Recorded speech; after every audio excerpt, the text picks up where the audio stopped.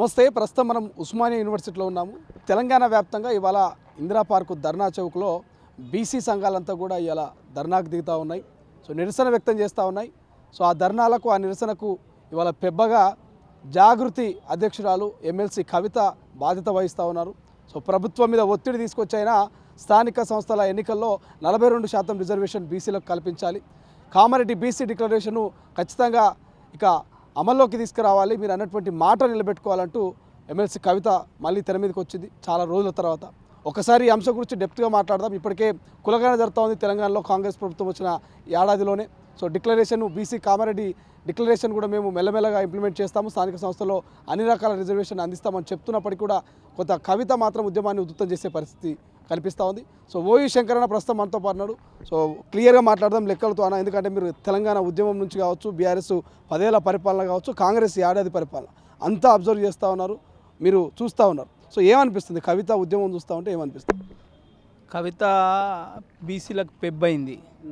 ఇక మా బీసీ నాయకులంతా దిష్టి బొమ్మలు అయినరు, గుమ్మం ముంగట దిష్టి బొమ్మలు అయినరు. ఇప్పుడు ఈమె పెబ్బైంది మాకు. ఇప్పుడు కాంగ్రెస్ పార్టీ ఇచ్చిందే 42% అనేది దొంగ హామీ, చట్టబద్ధంగా నిలవది. అయినప్పటికీ దాన్ని నిలబెట్టు అని ఈమె కొట్లాడుతుంది. ఇదే రాజకీయం. ఏదో అంటారు కదా, నక్కలేరు కానీ బొక్కలు ఉండేయంట, నాగులేరు కానీ పుట్టలు ఉండేయట. అట్లన్నట్టు ఈ రాజకీయ నాయకులు ఒకల పొక్కలు ఒకలకు తెలుసు కదా, అందుకనే ఈ తమాషాలు చేస్తుంది. లేకపోతే ఏంది ఇది? నువ్వు ఎక్కడ ధర్నా చేయాలి? మీ అయ్య ఫామ్ హౌస్లా ధర్నా చేయాలి. బాపు బక్కపల్సని బాపు మనం బీసీలకు పీకింది లేదు, ఏకింది లేదు. మరి ఇప్పుడు నేను పోతున్నా, మరి పీకాలి ఏకాలి అంటే ముందు నీ ముంగట ధర్నా చేయాలి, తర్వాత బయట వచ్చి ధర్నా చేయాలి అని చెప్పి అక్కడ పోయి ఇక్కడ రావాలి. కానీ ఏం చేసింది? ప్రజలలోకి వచ్చింది. ఎందుకంటే అధికారం పోయి ఏడాది అయితే లేదు కదా, ఉండబట్టలేకపోతుండ్రు. అన్న, చెల్లెలు, బావ ఈ ముగ్గురు ఉండబట్టలేకపోతుండ్రు.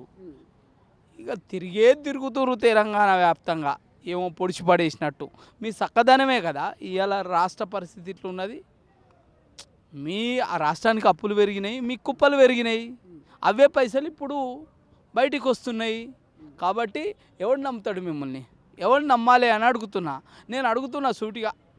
మా తైతక్కని ఇప్పుడు ఆడుతుంది కదా, తైతక్క ఏడా బయటికి వచ్చి తైతక్క లేస్తుంది కదా సభలు సమావేశాలు పెట్టి. ఫస్ట్ నీ లిక్కర్ చక్కర ఏందో చెప్పు, నువ్వు దానిలోకి వెళ్ళి ఫస్ట్ బయట పడ్డ తర్వాత నువ్వు ప్రజల గురించి మాట్లాడు. అది విడిచిపెట్టు. ఇలా మీ నాయన కడగపోయినా ఒకసారి బాపు బక్కపల్సని బాపు ఇలా బీసీల రిజర్వేషన్లు 34%, 21%, 20% మేము దించినాం కదా, ఏం ముఖం పెట్టుకొని పోవాలి ప్రజలకు బాపు అని ఎందుకు అడగలేకపోయినావు? స్థానిక సంస్థల రిజర్వేషన్ల గురించి ఇలా 42 ఎవడికో పుట్టిన బిడ్డని నువ్వు ముద్దాడుతున్నావు ఏంది? కాంగ్రెస్ వాళ్ళు 42% ఇస్తా అన్నారు, మేనిఫెస్టోలో పెట్టుకున్నారు. అది నేరదా అనేది సెకండరీ థింగ్. మరి వాళ్ళు ఇచ్చిన ఏం ముఖం ఉంది? ఏమైనా ముఖం ఉందా? నువ్వు వచ్చి రిజర్వేషన్లు 42% ఇవ్వాలని నువ్వు మాట్లాడుతున్నావు. దొంగ అన్నట్టు ఉంది నీ పరిస్థితి చూస్తే. ఇది కాదు కదా. నువ్వేం చేసినావో నీ గరికార్యం ఏందో బీసీల కొరకు చెప్పరాదు. స్థానిక సంస్థల రిజర్వేషన్లు తగ్గించినాం, మంత్రి పదవులలో కోత పెట్టినాం, ఎమ్మెల్సీలలో కోత పెట్టినాం. ఇవన్నీ చెప్పరాదు ప్రజలకు. మీరు చేసిన ఘనకార్యం చెప్పి పక్క పార్టీని అడుగు, అధికార పార్టీని అడుగు, అవరిదాకా అడగకు. రాజకీయ నాయకులు మీరు అన్నట్టుగా అవసరానికి వాడుకుంటారు, అవసరానికి రాజకీయం చేస్తారు అనుకుందాం. కానీ మరి బీసీ నాయకులు ఎందుకు దాదాపు 84 బీసీ సంఘాలు అలా ఆ సభకు హాజరవుతూ ఉన్నాడు? వీళ్ళందరికీ తెలియదా ఈ 10 ఏళ్ల పాటు జరిగిన అన్యాయం? రండ నాయకులు వీడిని ఎవడన్నా, బీసీ నాయకులు అన్నోడిని ఎవడన్నా ప్రజాస్వామ్యయుతంగా ఓట్లేసి ఎన్నుకున్నారా? వీడే నాయకుడు. ఇప్పుడు ఒకడు ఉన్నాడు దీర్ఘకాలికంగా ఏళ్ళ తరబడి, వాడి ఆస్తులు, వాని పదవులు అవన్నీ పెంచుకున్నాడు. తప్పితే ఇంకొకటి ఏం చేసిండు? ఈ పార్టీ కాకుండా ఇంకో పార్టీ కాకుండా ఇంకో పార్టీ అధికారం కోసమే వెంపర్లాడిండు. ఏచకాంత లెక్క బొమ్మ వేషం వేసుకొని తిరిగిండు. అయిపోయింది. ఎవడు పదవిస్తే వాడికి గులాంగిరి చేసేటోడు పోతాడు. ఆడికి ఇలా నిబద్ధత ఉన్నోడు పోడు. ఒక పార్టీకి ఏదైనా కట్టుబడి ఉన్నా ఒక పార్టీ ఇలా మందకృష్ణ మాదిగా మొగోడు దమ్మునోడు ఇలా దేశంలో ఒక ప్రధానిని 4 రోజులలో ఒక మీటింగ్ పెట్టి పిలిపించుకొని తన కోసం ప్రకటన చేయించుకోగలిగిండు. ఆయన లెక్క ఎవడన్నా ఉన్నాడా? 56% అంటుండు. బీసీలలో ఎవడన్నా ఉన్నాడా? అంత బఫున్ గాళ్ళు ఇప్పుడు వీళ్ళందరూ ఉన్నారు కదా, ఆర్ కృష్ణ కావచ్చు, జాజల శ్రీనివాస్, వీళ్ళందరూ ఉద్యమాలు చేస్తారు తెలంగాణ బీసీల కోసం కొట్లాడుతారు కదా. బఫూన్లే వీళ్ళంతా బఫూన్లు. ఇలా వాళ్ళు దాన్ని ఏమంటారు, హాస్టల్లో ఉద్యమానికి ఉద్యమకారులు వాళ్ళంతా, బీసీల కోసం కాదు. ఇలా బీసీల కోసం ఉద్యమాలు చేసింది అయితే ఇదే దక్షిణ భారతదేశం నుంచి వాళ్ళు ఉన్నారు కదా. ఎవరు మన ములాయం సింగ్ యాదవ్, తర్వాత ములాయం సింగ్ యాదవ్, శరద్ పవారు, ఇట్లాంటి కొంతమంది నేతలు ఉన్నారు కదా. లల్లు ప్రసాద్ యాదవ్ గాళ్ళు వేస్తే మండల్ కమిషన్ వచ్చింది. మండల్ కమిషన్ రిజర్వేషన్లు వచ్చినాయి. గీ బఫున్లు చేస్తే వచ్చినాయి. అది రిజర్వేషన్ ఎన్నరు రావాలని రిజర్వేషన్ బీసీలకు 50% పై చిలుకున్నామని సంకలు గుద్దుకుంటున్నావు కదా. రాజకీయంగా తర్వాత విద్యా ఉపాధి అవకాశాలలో ఎన్నడు రావాలి? భారత రాజ్యాంగం అమలు ఎన్నడు రావాలి? ఏం బీసీలకు ఏమైనా వెనక నుంచి 1000 కోట్ల ఆస్తులు ఉన్నాయా, లేకపోతే 1000 కోట్ల భూములు ఉన్నాయా, ఏమున్నాయని వెనకబాటు గురి చేసింది. ఇలా ఎస్సీలు అనేటోళ్ళు సోషల్ అన్టచబుల్స్, బీసీలు అనేటోళ్ళు కాన్స్టిట్యూషనల్లీ అన్టచబుల్స్. ఈ విషయం తెలియదు ఎవరికి. కాన్స్టిట్యూషనల్లీ ఎప్పుడొచ్చింది? 1994 కదా. అది 2 నేషనల్ పార్టీలు ఇయ్యలే రిజర్వేషన్. ఇవ్వాలా మురార్జీ దేశాయ్ జనతా ప్రభుత్వం కదా ఇచ్చింది. ఇవ్వాలా మండల్ కమిషన్ వేసింది జనతా ప్రభుత్వం. ఈ 2 పార్టీలు బీసీల కోసం ఏం చేసిందిరా అంటే గుండు సున్నా.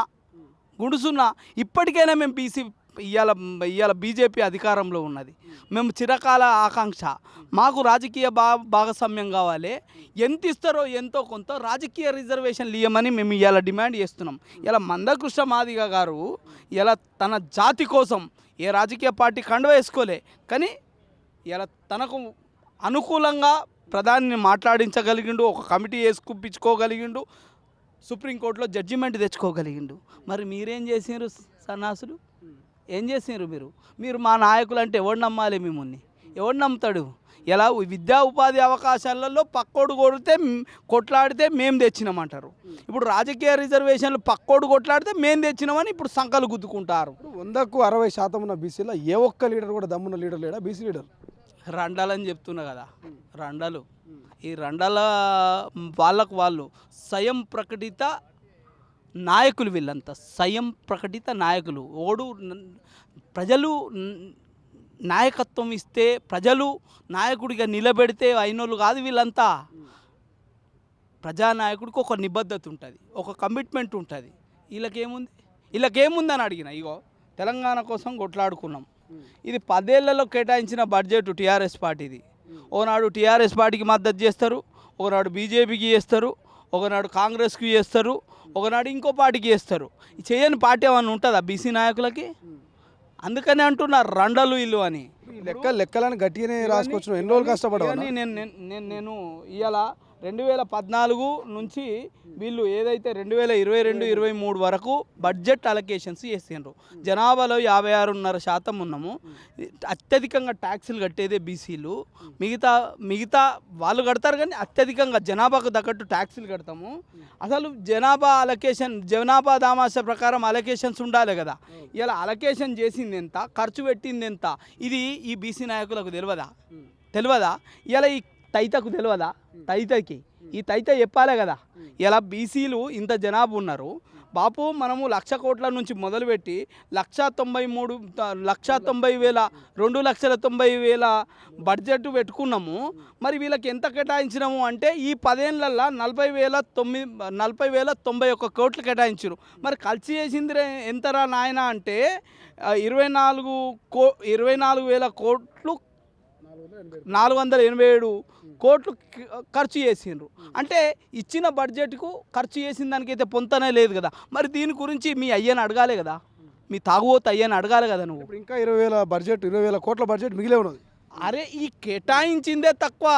నువ్వు ఎంత లక్షల ఇప్పుడు 1,00,000 కోట్ల నుంచి మొదలైంది 10 ఏళ్ళల్లో. 1,00,000 కోట్ల నుంచి మొదలైంది 2,90,000 కోట్ల దాకా వచ్చింది. అంటే కాలిక్యులేషన్ చేయి రమారమి. ఒక 20 లక్షల కోట్ల బడ్జెట్ కేటాయిస్తే నువ్వు కేటాయించింది 44,000 కోట్ల. 44 మరి ఖర్చు చేసింది 24,000 కోట్ల. అడుగు మీ అయ్యని, మీ చీపు లిక్కరు చికెన్ ముక్కను అడుగు. చెప్తాడు, అప్పుడు ధర్నా పెట్టు. అందాక ధర్నా పెట్టకు. ధర్నా పెట్టినావు అనుకో నీ దరిద్రాన్ని వదిలిస్తారు. ఇప్పటికే నువ్వు పెద్ద లిక్కర్ స్కామ్లు ఇరికినావు, మీ అన్న ఫార్ములా రేసులు ఇరికిండు, రేపో మాపో మీ అయ్య కాళేశ్వరం శనేశ్వరంలో గూడుకపోతాడు. తప్పితే ఇంకేముండదు. మీరు చేసిన ఈ కథలన్నీ తెలంగాణ ప్రజల మెడకు చుట్టుకున్న శాపాలు. ఇప్పుడు శంకరన్న ఏడాదిన్నర గడిచిపోతా ఉంది. మాజీ ముఖ్యమంత్రి ఫామ్ హౌస్కి పరిమితమైండు. కవిత 3 నెలల నుంచి సైలెంట్గా ఉండి నిన్న మొన్న యాక్టివ్ అయింది. సో కేటీఆర్ హరీష్ రావు చూస్తూ ఉంటే వాళ్ళ పనులు వాళ్ళు చేసుకుంటూ పోతాను. ఏమనిపిస్తుంది కల్వకుంట్ల ఫ్యామిలీని చూస్తుంటే, బీఆర్ఎస్ పార్టీ నాయకులను చూస్తూ ఉంటే భవిష్యత్తు ఏమనిపిస్తుంది? దొంగే దొంగ అనుకుంటా తిరుగుతున్నట్టు ఉన్నది. దొంగ అనుకుంటా తిరుగుతుండ్రు. తప్పితే ఇంకేముంది? అధికారం పోయి ఏడాది అయితే లేదు, ఉండబట్టలేకపోతుండ్రు అన్న కదా. ఇప్పుడు ప్రజల నుంచి వ్యతిరేకత రావాలి. ప్రజల వ్యతిరేకత అయితే పాలక ప్రభుత్వం ఏం చేస్తుంది అన్నది అది ప్రజలు గమనిస్తుండ్రు. మీకెందుకు ఉండబట్టలేకపోతుండ్రు? మీకెందుకు? సో కాబట్టి ఇవన్నీ వేస్ట్. ప్రజలు నమ్మరు, నమ్మే పరిస్థితి లేదు. అయితే గీతే తెలంగాణలో కాంగ్రెస్ని కాదనుకుంటే కొత్త పార్టీ వస్తుంది. అది ప్రాంతీయ పార్టీ వస్తుందా లేకపోతే ఇంకో నేషనల్ పార్టీ వస్తుందా అది ప్రజలు నిర్ణయిస్తారు. కానీ మిమ్ముల్ని కానీ ఉన్న పాలక పార్టీని అయితే ఎన్నుకోరు. ఒకవేళ మార్చాలే కాంగ్రెస్ని అనుకుంటే ఒక ప్రాంతీయ పార్టీ అని వస్తుంది, లేదా ఇంకొక నేషనల్ పార్టీ అని వస్తుంది తప్ప మీకు ఓట్లు వేసే పరిస్థితి లేదు. మీరేం అట్లా అంటారు? కేటీఆర్ ఇప్పటికిప్పుడు ఎన్నికలు పెడితే హై మెజారిటీతో అధికారంలోకి వస్తామంటున్నాడు. కలగంటుండు పాపం. పగటి వేసేగాడు పగటి కళలు అంటుండు. పగటి వేసేగాడు కదా, పగటి కళలు అంటుండు.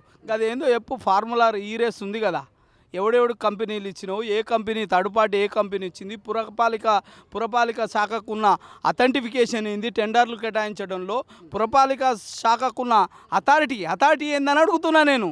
నువ్వు ఎందుకు దానికి అది ఓన్లీ నువ్వు సివిల్ వర్క్స్ చూసుకోవాల్సిన కంపెనీకి నువ్వు వేల కోట్ల రూపాయలు ఇచ్చి ఎట్లా ఖర్చు పెట్టి, అయినా హెచ్ఎండిఏ ఎవడు? హెచ్ఎండిఏని తీసుకొచ్చి పాపం అరవింద్ కుమార్ని తీసుకొచ్చి ఇరికిచ్చినావు కదా ఐఏఎస్ ఆఫీసర్ని. ఇలా నీ అవినీతి ఎంత అద్భుతంగా బయటపడుతుందంటే ఇంత అద్భుతంగా బయటపడుతుంది. రేపు ఇంకా కాళేశ్వరం పొక్కలు లెక్కలు అన్నీ తీస్తారు. అది తీసినాడు నీ అయ్యా నీ బావ ఇద్దరు శంకరగిరి మాన్యాలే. అది తప్పది. ఫైనల్గా ఏం చెప్తారు బీసీ బిడ్డలకు? ఏం చెప్తారు? ఎందుకంటే వైపు కాంగ్రెస్ వైపు పోతున్నారు కొంతమంది బీఆర్ఎస్, కొంతమంది బీజేపీ. నిజంగా బీసీలు వాళ్ళ కోసం వాళ్ళు కొట్లాడి రాజ్యాధికారంలో వాళ్ళ ఒక పాత్ర పెట్టుకునే అవకాశం ఉందా భవిష్యత్తులో? వాళ్ళకి లేదు. ఎక్కడ బొక్కేస్తే అక్కడ కంకుడు తప్ప ఇంకొకటి ఏం లేదు. నేనేమంటున్నా, ఇప్పుడు కేంద్రంలో బీజేపీ పార్టీ ఉంది. ఇవాళ బీజేపీ పార్టీని డిమాండ్ చేయండి ఫస్ట్. ఏమని? రాజకీయ రిజర్వేషన్లు కావాలి. ఇలా మాకు రాజకీయ రిజర్వేషన్లు కావాలి. తర్వాత ఏదైతే ఉన్న 50% కోటాలకు వెళ్ళి 4%, 1% బీసీసీకి ఇచ్చిండ్రు, 4% మైనార్టీలకు ఇచ్చిండ్రు, అదే ముస్లిం మైనార్టీలకు ఇచ్చిండ్రు. అది మనది మనం కావాలని కొట్లాడరు. వాళ్ళ మీద కొట్లాడి వాళ్ళతో నెరవేర్చుకోండి. ఏ పార్టీ నీకు మేలు చేస్తుందో ఆ పార్టీకి మద్దతు చేయరు. ఒక హామీని తీసుకోండి, స్పష్టమైన హామీని ముందే గెలవంగానే హామీని తీసుకోండి.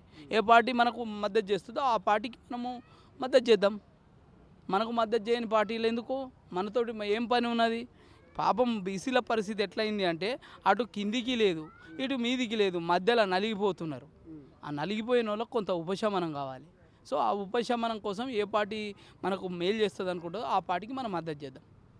Thank you so much. ఇది మొత్తం మీద ఓవి శంకర్ క్లియర్ చెప్తా ఉన్నాడు. లెక్కలతో సహా గత బీఆర్ఎస్ బొక్కలన్నీ కూడా బయటపెట్టే ప్రయత్నం చేస్తూ ఉన్నాడు.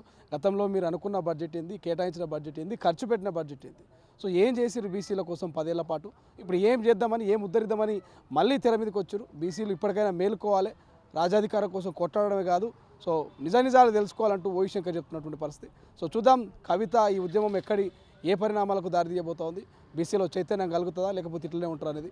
ఇక మీరైతే చూస్తున్నట్టు తొలి వెలుగు. కెమెరా పర్సన్ అజయ్తో శ్రీశైలం, ఉస్మానియా యూనివర్సిటీ.